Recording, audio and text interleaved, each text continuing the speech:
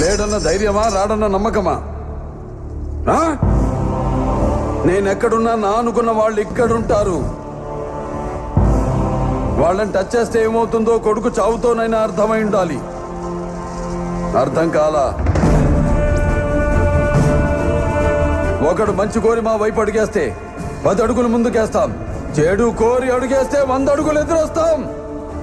ఆ అడుగు పడితే నాకు ఎమోషన్స్ ఉండవు, ఫీలింగ్స్ ఉండవు, క్యాల్కులేషన్స్ ఉండవు, మ్యానిపులేషన్స్ ఉండవు.